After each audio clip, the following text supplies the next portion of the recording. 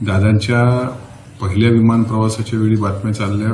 दादांसह इतर 5 म्हणजे एकूण 6 व्यक्ती त्या प्रवासात होते, पण नंतर मृतदेह 5च व्यक्तींचे सापडले. 28 जानेवारीला बारामतीत उपमुख्यमंत्री अजित पवारांचं विमान क्रॅश होऊन त्यात 5 जणांचा मृत्यू झाला. मात्र सुरुवातीला काही बातम्यांमध्ये त्या विमानात एकूण 6 जण होते असं सांगितलं जात होतं. नंतर डीजीसीएने जारी केलेल्या अधिकृत प्राथमिक अहवालात सांगण्यात आलं की एकूण 5 जणांचाच मृत्यू झाला.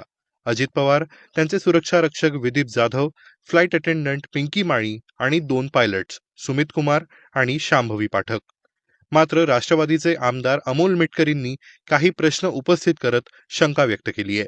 अगदी एका वर्षाच्या बाळापासून 80 वर्षाच्या म्हाताऱ्यांपर्यंत त्यातले जे सज्ञान आहेत त्या प्रत्येकाच्या मनात ही शंकेची पाल चुकचुकते आहे की अजितदादाचा इतका दुर्दैवी शेवट कसा झाला. आमच्या मनात प्रश्न असे आहेत की माळरानावरची कागदं इतस्ततः पडलेली दिसत आहेत.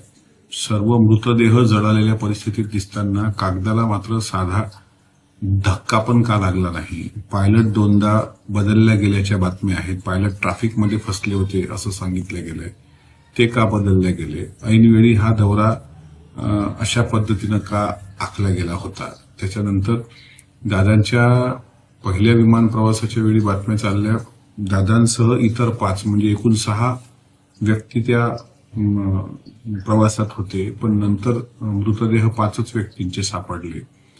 त्याच्यानंतर टेक ऑफ घेताना, लँडिंग होत असताना, लँडिंगच्या वेळेस जर धावपट्टी दिसत होती, नंतर मिड डे कॉलच्या संदर्भात तो पायलट म्हणतोय की धावपट्टी मला दिसेनाशी झाली. त्यावेळेस त्याला सांगितलं जातं की आणखी तू घिरटी मार आणि तात्काळ पुण्याला ये.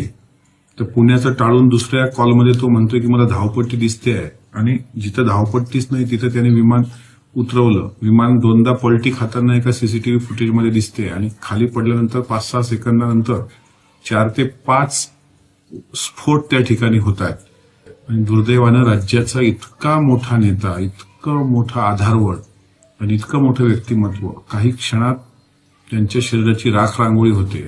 दरम्यान अजित पवारांचे काका आणि राष्ट्रवादीचे ज्येष्ठ खासदार शरद पवारांनी अपघाताच्या दिवशीच एक व्हिडिओ जारी करत स्पष्ट केलं होतं की यात कुठलंही राजकारण नसून हा निव्वळ एक अपघात आहे.